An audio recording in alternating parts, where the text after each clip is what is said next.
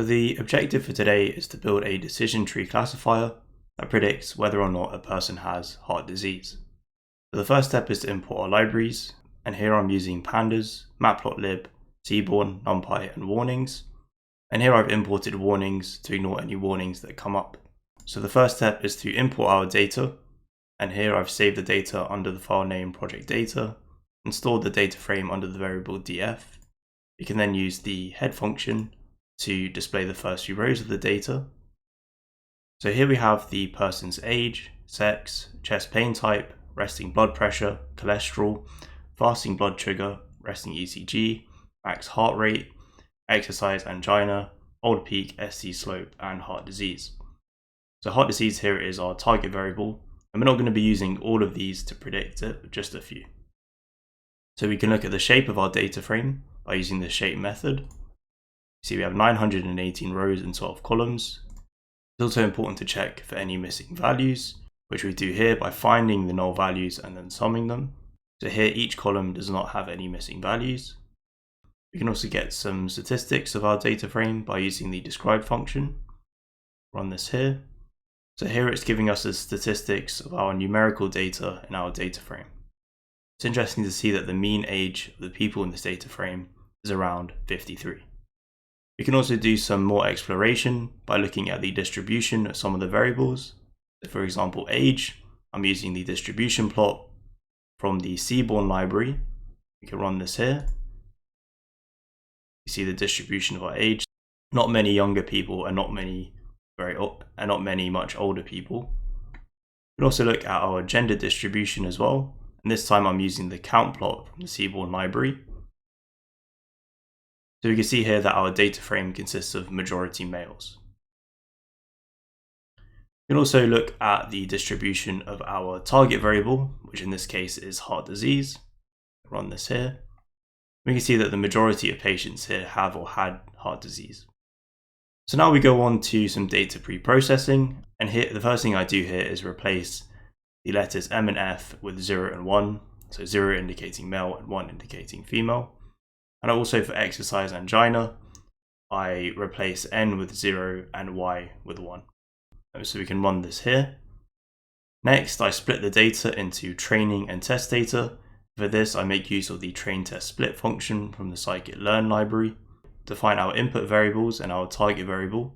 So here for our input variables, we're just looking at age, sex, resting blood pressure, serum cholesterol, fasting blood sugar, max heart rate, and exercise angina. We're going to be using these variables to try to predict if the person has or had heart disease. So here we're now splitting our data into a test and train split, and we're using a test size of 20%. So we can run this here. Next is to fit our decision tree on our training data. And here I import tree from the scikit-learn library, and I look at the decision tree classifier function, and we define the max depth to be equal to 2. The tree isn't going to go beyond 2 levels.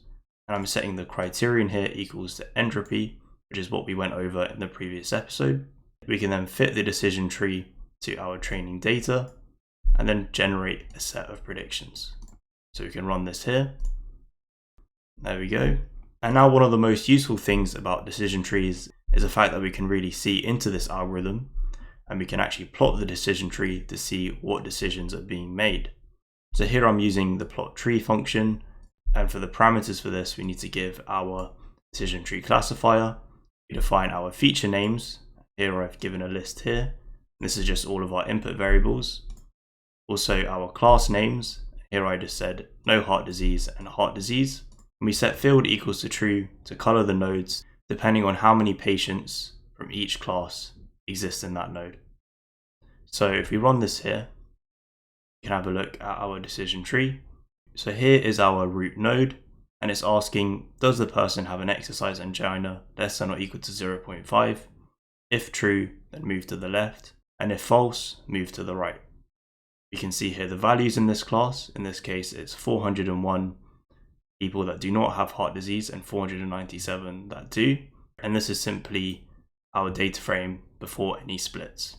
So here it's predicting all people sent to this node here to have heart disease, and all people sent to the left here to not have heart disease.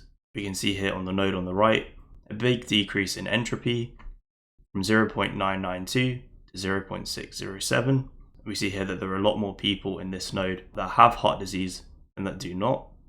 We see here that we have more people that do not have heart disease than do. We can then continue the same logic going down to our final leaf nodes here. So here we have one node where it's very split, so it has a very high entropy of 1.0 and a similar number of people that do not and do have heart disease, but it's a relatively small number of samples of 39. You can see this leaf node here has quite a low entropy. Majority of people do have heart disease. You can also look at this leaf node here. Majority of people do not have heart disease. We do, however, have quite a significant amount of people that do have heart disease. We also have this node here, which has 87 samples and has majority of people that do have heart disease. So now that we have built our decision tree classifier, we can now go on to evaluate it. So first I look at the shape of our test set. And in this case, we have 20 people in our test set. You can then look at the F1 score, which balances both precision and recall. And we have a relatively high F1 score. Look at the accuracy, 0.75. We can also look at our precision, which looks at our positive predictions and looks at what proportion are correct. And here all of our positive predictions are correct. We can also look at recall, and this looks at the proportion of positive predictions that are missed.